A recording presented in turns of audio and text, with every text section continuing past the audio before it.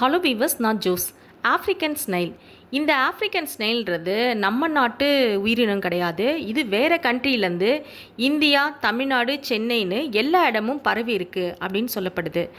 இந்த African snail வந்து ரொம்ப ஆபத்தானதுனும் இதனால் என்னென்ன டிசீஸ் வரும்ன்றது பற்றியும் நம்ம இந்த வீடியோவில் டீட்டெயிலாக பார்க்கலாம். அதுக்கு முன்னாடி சேனல் சப்ஸ்கிரைப் பண்ணாதவங்க பண்ணிடுங்க. இந்த ஆஃப்ரிக்கன் நத்தைகளால் நிறைய ஆபத்து இருக்குதுன்னு சொல்லப்படுதுன்னு சொன்னல. அது எப்படின்னா, இப்போ வந்து மழை சீசன் தொடங்கிடுச்சு. இந்த மழை சீசனில் மழை வெள்ளத்தில் தான் நிறைய அதுங்க பரவும், ரொம்ப பெருகிடும் அப்படின்னு சொல்கிறாங்க.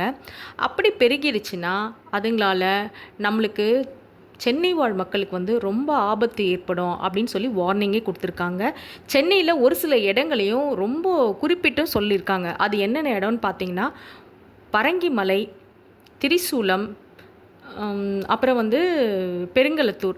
இந்த 3 இடங்களில் அவங்க வந்து ரிசர்ச் பண்ணதில் நிறைய வந்து இந்த மழை டைமில் வந்து அதிகமாக பெருகிறோம் அப்படின்னு சொல்கிறாங்க. இது அதிகமாக காணப்படுன்ற நேரத்தில் வந்து இதனால் மக்களுக்கு வந்து நிறைய ஆபத்து ஏற்படும், நிறைய டிசீஸ் வரும் அப்படின்னு சொல்லப்படுது. இந்த மழை வெள்ளங்களை இது அதிகமாக பரவுறதுனால இதனால் ரொம்ப ஆபத்து ஏற்படும் அப்படின்னு சொல்லியிருக்காங்க. இந்த 3 இடங்களில் வந்து ரிசர்ச்சும் பண்ணியிருக்காங்க. அப்படி ரிசர்ச் பண்ணதில் தான் 2024 செப்டம்பர், அக்டோபர், நவம்பரில் இந்த ரிசர்ச் பண்ணியிருக்காங்க. அப்படி இந்த பருவ மழைக்கால டைமில் தான் இதுங்க வந்து அதிகமாக இருக்குது அப்படின்றதையும் கண்டுபிடிச்சிருக்காங்க. இதோட சயின்டிஃபிக் நேம் பார்த்திங்கன்னா லிசசார்டினா ஃப்ளூக்கா. இது வந்து ஒரு ஒட்டுண்ணி நூற்புழுக்கள் இருப்பிடம் அப்படின்னு சொல்லப்படுது. இந்த ஆஃப்ரிக்கன் நத்தைகளால் ஜினோட்டிக் டிசீஸ் வரும்னு சொல்கிறாங்க. ஜினோட்டிக் டிசீஸ்னால் என்ன அப்படின்னா, ஃபார் எக்ஸாம்பிள் சொல்லணும்னா ரேபிஸ், பிளேக், ஃபீவர்ஸ்லாம் இருக்கு இல்லையா, இதெல்லாம் தான் ஜினோட்டிக் டிசீஸு. இது வந்து ரிசர்ச் பண்ணதில் ஜூ பிரிண்ட் அப்படின்ற இதழில் வந்து இதோட ரிசர்ச்சோட ரிசல்ட் வெளியிட்டிருக்காங்க. அதாவது காலநிலை பற்றி ஆய்வு மேற்கொள்ளும் ஒரு தனியார் தொண்டு நிறுவனம் ஆய்வு நடத்தியிருக்கு. இவங்க மட்டும் கிடையாதுங்க. டிரான்ஸ்டிசிப்ளினரி ஹெல்த் சயின்ஸ் டெக்னாலஜி யூனிவர்சிட்டி, இது வந்து பெங்களூரை ஹெட் ஆஃபீஸாக இருக்கிற இந்த யூனிவர்சிட்டியும் இவங்களும் மட்டும் கிடையாது. மும்பை இயற்கை வரலாற்று சங்கம் அப்படின்னு இந்த 3 ஆர்கனைசேஷனும் சேர்ந்து தான் இந்த காலநிலை சம்பந்தமான சுற்றுச்சூழல் பற்றிய ஆய்வை வந்து நடத்தியிருக்காங்க. இதில் தான் இந்த ரிசல்ட் வந்து வந்திருக்கு. அதாவது இந்த ஆஃப்ரிக்கன் நத்தைகளால் ரொம்ப மோசமான ஒரு பிரச்சனைகளை வந்து எதிர்கொள்ள வேண்டியிருக்கோம் அப்படின்னு சொல்லியிருக்காங்க. இது வந்து ஒரு வேர்ஸ்ட் ஆக்குபே கிரியேச்சர், மோசமான ஆக்கிரமிப்பு உயிரினம் அப்படின்னு சொல்லியிருக்காங்க. இது வந்து நம்ம மண்ணை சேர்ந்தது கிடையாது, அதாவது நம்ம நாட்டில் இருந்து இருக்கிற உயிரினம் கிடையாதுன்னு. இது வந்து வெளிநாடுகள்லேருந்து ஏதோ ஒரு வழியில் வந்து நம்ம நாட்டுக்கு வந்திருக்கு அப்படின்னு சொல்லியிருக்காங்க. இது அங்கேருந்து வந்தாலும் இங்கே இருக்கிற தட்பவெட்ப நிலையை வந்து ஹேண்டில் செஞ்சு இதுங்க வந்து ஈஸியாக வாழுதுங்களாம். அது மட்டும் இல்லாமல் அதோட இரையை வந்து அதுங்க வேட்டையாடி சாப்பிடுமா. அப்படிப்பட்ட இந்த ஸ்னைல்க, ஆஃப்ரிக்கன் ஸ்னைல்க வந்து இது இந்தியாவுக்கு எப்படி வந்துச்சு அப்படின்னு நினச்சோன்னா, 1847 வந்து மொரீஷியஸ்லேருந்து கொல்கட்டாவுக்கு ஒரு நபர் வராருங்க. அவர் வரும்போது சும்மா வரல, கையில் வந்து ஒரு பேர் இந்த ஆஃப்ரிக்கன் ஸ்னைல்களை எடுத்துகிட்டு வந்து அவர் ஃப்ரெண்டுக்கு கிஃப்டாக கொடுக்குறாரு. கிஃப்டாக கொடுக்கறதுக்கு வேறு எதுவுமே கிடைக்கலையா, அவருக்கு தோணியிருக்குங்க, இதை எடுத்துகிட்டு வந்து கிஃப்டாக கொடுக்குறாரு. இந்த நத்தைங்களை வந்து கிஃப்டாக வாங்கின அந்த பர்சன் அவரோட கார்டனில் வந்து விடுறாரு.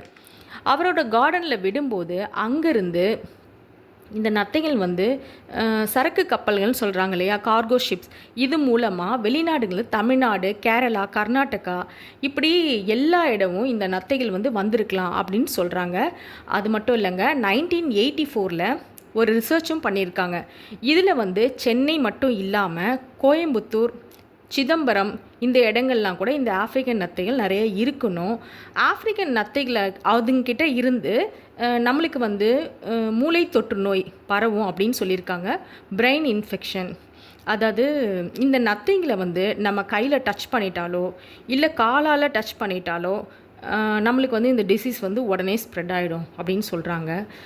அதனால தான் மழை நேரங்களில் வந்து மக்கள்லாம் வந்து வெளியில் போயிட்டு வரும்போது வெறுங்காலோட போகாதீங்க. அது மட்டும் இல்லாமல் நீங்கள் என்ன தான் ஸ்லிப்பர்ஸ் போட்டுட்டு போனாலும் திரும்பி வரும்போது ஹேண்ட் வாஷ் பண்ணுறது, கால்களை நல்லா கழுவுறது, இந்த மாதிரிலாம் இருந்தால் எந்த ப்ராப்ளம் வராது அப்படின்னு சொல்கிறாங்க. அது மட்டும் இல்லைங்க, இப்போ நம்ம நான்வெஜ் சாப்பிட்றோம் இல்லையா, ப்ரான், கிராப், இதெல்லாம் சாப்பிடும்போது அதை நல்லா வாஷ் பண்ணி நல்லா குக் பண்ணி சாப்பிடுங்க அப்படின்னு சொல்லப்படுது. வெஜிடபிள்ஸும் அதே மாதிரி தான், நல்லா வாஷ் பண்ணி நல்லா பாயில் நல்லா குக் பண்ணி சாப்பிடுங்க அப்படின்னு சொல்கிறாங்க. இந்த நத்தைகளால் வந்து இன்னும் என்னென்னா ஃபீவர் வருமா, இதுங்க நம்மளை டச் பண்ணிட்டா அதை பண்ணால் வந்து ஃபீவர், வாமிட், தலை சுற்று, தலைவலி இதெல்லாம் வருமா. ஃபீவர் தானே அப்படின்னு சொல்லிட்டு யாரும் மெடிக்கல்ஸில் போய் டேப்லெட் வாங்கி சாப்பிடாதீங்க அப்படின்னு தான் ரொம்ப இம்பார்ட்டண்டான விஷயம் வந்து இதை தான் சொல்கிறாங்க திரும்ப திரும்ப. ஏன்னா டாக்டர்கிட்ட போயிட்டு அவங்களோட ப்ரிஸ்கிரிப்ஷனோட மெடிக்கல்ஸில் வந்து டேப்லெட்ஸ் வாங்கிக்கோங்க. இது சாதாரண தலைவலியாக இருக்கலாம், மேபி ஃபீவர் தானே 2 டேஸில் சரியாகிடும் அப்படின்னு நினச்சி நம்மளை எல்லோரும் வந்து மெடிக்கல் ஷாப்பில் டேப்லெட்ஸ் வாங்கியிருக்கோம். ஆனால் இதுக்கப்புறம் இந்த மழை டைமில் மட்டும் இந்த மாதிரி பண்ணாதீங்க அப்படின்றத சொல்கிறாங்க. இது வந்து இந்த ஃபீவர் தான் ஸ்டார்ட் ஆகுமா, வாமிட் வந்து தலை சுற்று, தலைவலி ஏற்பட்டு லாஸ்ட்டாக வந்து நம்மளோட கான்ஷியஸே இழக்க நேரிடும் அப்படின்னு சொல்கிறாங்க. அது மட்டும் இல்லைங்க, உயிரிழப்பும் ஏற்படலாம், ஒரு சில நேரங்களில் உயிரிழப்பும் ஏற்படலாம் அப்படின்னு சொல்லப்படுது. அதனால் நம்ம வெளியில் போயிட்டு வரும்போது கம்பல்சரி மழை டைமில், ரெய்னி சீசன் டைமில் ஹேண்ட் வாஷ் பண்ணுறது, கால் வாஷ் பண்ணுறதுலாம் நம்ம மஸ்ட்டாக வச்சுக்கணும் அப்படின்னு சொல்கிறேன். ஏன்னா நம்மளுக்கு வந்து கொரோனா டைமில் நம்ம நிறைய ஹேண்ட் வாஷ் பண்ணியிருக்கோம், நம்மளுக்கு ஒன்றும் இது புதுசு கிடையாது. அப்போ ஹேண்ட் வாஷ் பண்ணது வேறு, இது வெளியில் போயிட்டு வரும்போது ஹேண்ட் வாஷ் கால் வாஷும் பண்ணிவிட்டு நம்ம உள்ளே வர்றது நல்லது. அப்படி இருந்தோன்னா நம்ம எந்த விஷயத்துக்கும் பயப்பட வேண்டாம், இந்த மாதிரி ஆஃப்ரிக்கன் ஸ்னைல் அப்படின்னு சொல்கிற விஷயங்களுக்கு எதுக்கும் பயப்பட வேண்டாம் அப்படின்னு நான் பர்சனலாக உங்களுக்கு சொல்கிறேன். நானும் இதை ஃபாலோ பண்ணணுன்னு நினைக்கிறேன். நெக்ஸ்ட் வீடியோவில் பார்க்கலாம். பை.